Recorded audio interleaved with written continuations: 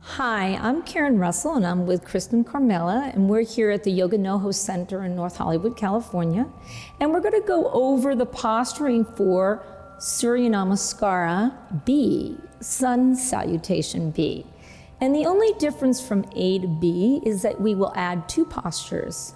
We will add Warrior One, Virabhadrasana One, and Utkatasana chair pose. So those are two postures that add to Sun B.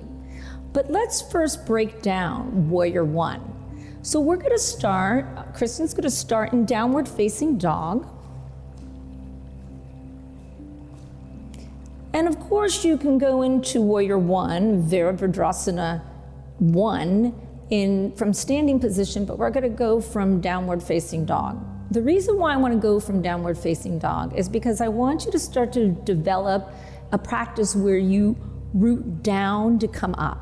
And so every posture, you're grounding down to come up instead of just getting into the posture and then rooting down. And we'll talk more about that. So she's going to inhale and then exhale, just bring her right leg forward into a low lunge. And let's talk about her alignment here, right? So she's making sure that her foot is parallel, front foot is parallel, second toe in line with the ankle and the knee. And in traditional Virabhadrasana One, it's front heel to back heel. And so we'll show you that first. So she's going to start to spin the back foot flat. And toes, you try to point them forward as much as you can so that the hips become square, but that can be very challenging.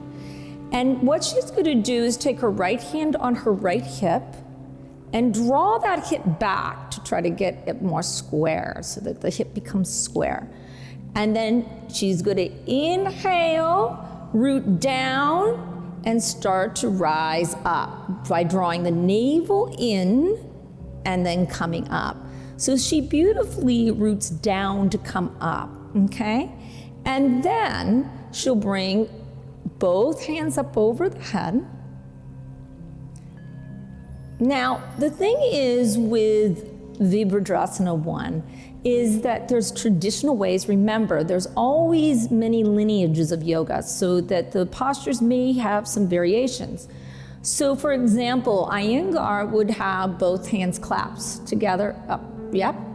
But that could be really hard on the shoulders. So what happens is most people wouldn't be able to hold that with the shoulder blades down.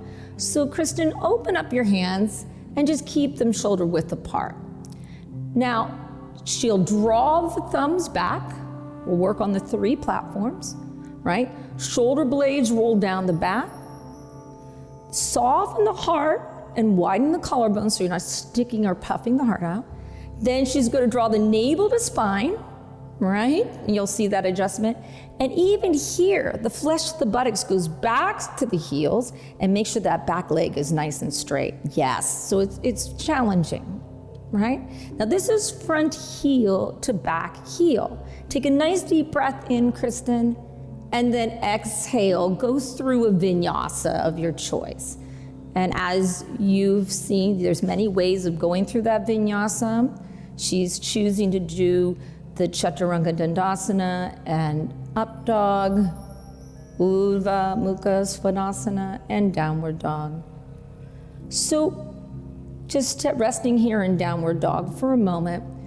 It's very important when you do or conduct Warrior One that you have enough space in the hips. So the traditional way was front heel to back heel, but it leaves very little room in the hips. Also, most people, their Achilles tendon, which is in the back of the ankle, is kind of short. It's not that long. So it's hard sometimes to get that foot flat with the toes pointing forward to get the hips square. So this is something that you can do, and I like to use this for a lot of students, an option to give a little more space in the hips. So now this time, Kristen, you can do Warrior One on the other side. She's going to bring her left foot forward. She's going to place it down, and let's talk through those points. So make sure the knee's slightly over, Kristen. Yeah. Now this time she's going to walk her left foot more to the left. more to the left. Your left foot more to the left. So you see she's almost hip width apart. And even her back foot is more to the right, and so more hip width. She's still going to root down through the four corners of her feet, the first platform. She's still going to draw the left hip back, so make sure you draw that left hip back, and then scoop the navel in, so to kind of lift the belly off the thighs. That will rotate the hips. And as she comes up, she's going to root down to come up, so inhale, bring that back foot flat, and then coming on up, root down to come up. It takes a lot more energy to root down to come up. So make sure, now make sure your back toes, can you bring them in just a little bit more? Because she's hip width, okay? Now, Kristen, I want you to take your left hand and draw the left hip back a little bit more. Yes, yes, so just evening, squaring the hips as much as you can. And then really press on the knife edge of your back foot, yes. So it's okay to have a little internal and external rotation. So right now, her right hip is actually externally rotating a little bit and the left hip draws in. So right now, this is a little more comfortable, gives you a little bit more space, and that's completely okay in Warrior One. So take a nice deep breath, inhale, and then exhale, go through your vinyasa of your choice.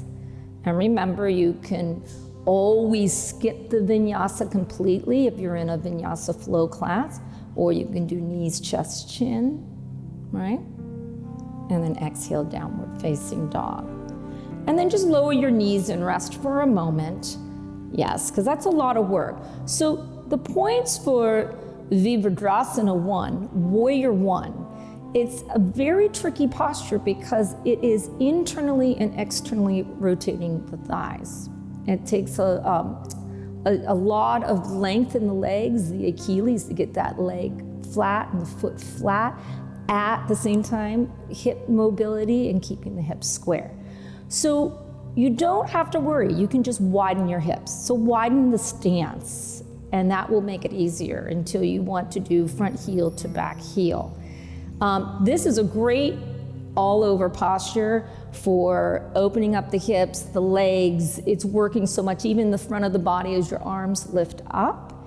And you use this generally on its own. You can do a lot of work just with Virabhadrasana One, Warrior One on its own, or it will be continually used into the sun salutation, Surya Namaskar B, in that flow.